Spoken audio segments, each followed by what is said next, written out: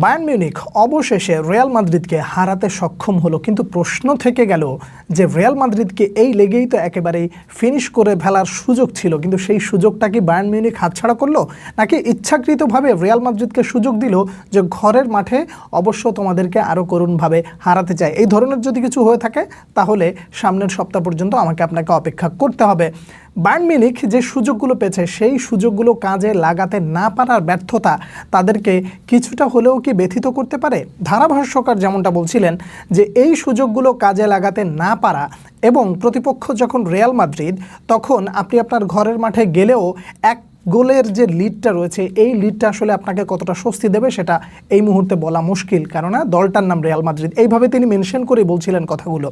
তো আমি যদি সেই সূত্র ধরে বলি যে বায়ার্ন মিউনিখের বিপক্ষে রিয়াল মাদ্রিদ এখন পর্যন্ত এক প্রকার ভাগ্যবান যে অন্তত 4-5টা গোল তাদের হজম করতে হয়নি।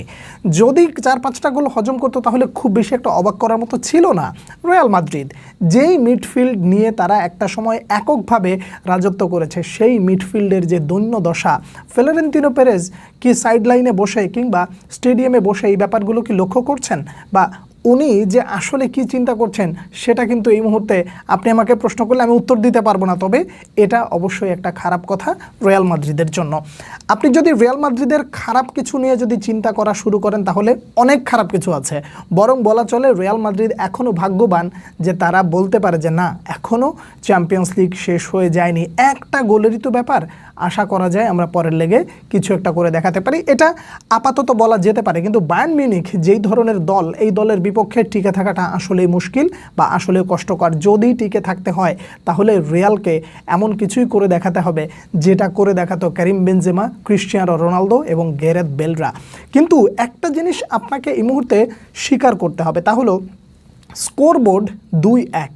আচ্ছা, যদি আপনাকে প্রশ্ন করি স্কোরবোর্ডে 2-2 হতে পারতো তাহলে কি আপনি অস্বীকার করবেন? ভিনিসিয়াস যেই মিসটা করেছেন এইটার জন্য ভিনিসিয়াস আজ রাতে কি ঘুমোতে পারবেন?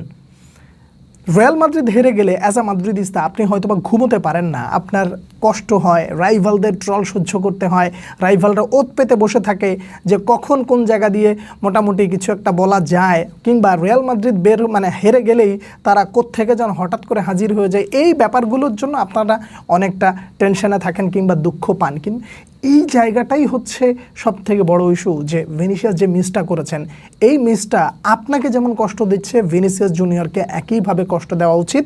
এবং এটাকে আসলে ভিনিসিয়াস হয়তোবা নিজেকে নিজে ক্ষমা করতে পারবেন না। এবার আসলে একটু পজিটিভ সাইড নিয়ে আলোচনা করি। এইডার মিলিতাও মাঠে ফিরেছেন এবং ডিফেন্সে কিছুটা শিথিলতা ফিরে এসেছে বা কিছুটা স্বস্তি ফিরে এসেছে বলা চলে।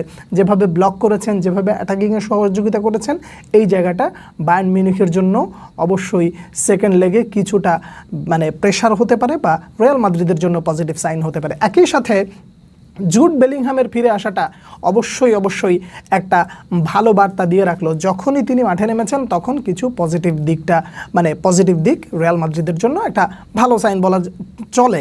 রিয়াল মাদ্রিদ যেই চান্সেসগুলো পেয়েছে সেই চান্সেসগুলোকে কাজে লাগাতে পারলে ভালো হতো, কিন্তু একজন বিশ্বস্ত হাত যখন দাঁড়িয়ে যায়, ম্যানুয়েল নয়্যার সেই ব্যথাটা বোধহয় আজ অবধি ভুলতে পারবেন কিনা। হোসেলু কিভাবে এসে ছোবল দিয়ে তার সামনে থেকে গোলটা করেছিল, তার হাত থেকে বলটা ফসকে গিয়েছিল, সেই জায়গাগুলো নিশ্চয়ই ম্যানুয়েল নয়্যার ভুলতে চাইবেন না। এবং আজকে তার বিশ্বস্ত হাত জোড়া বায়ার্ন মিউনিখকে এক প্রকার রক্ষা করেছেই বটে বলা চলে। কিলিয়ান এমবাপ্পের যেই গোলগুলো তিনি সেভ দিয়েছেন সেটা বলা চলে বায়ার্ন মিউনিখের জন্য অবশ্যই একটা ভালো বার্তা। রিয়াল মাদ্রিদ আজকের ম্যাচ থেকে একটা ভালো শিক্ষা নিতে পারে এবং এই শিক্ষাটাই রিয়াল মাদ্রিদকে চ্যাম্পিয়ন্স লিগে টিকে থাকার জন্য পরবর্তী ম্যাচের জন্য প্রস্তুতি হতে পারে।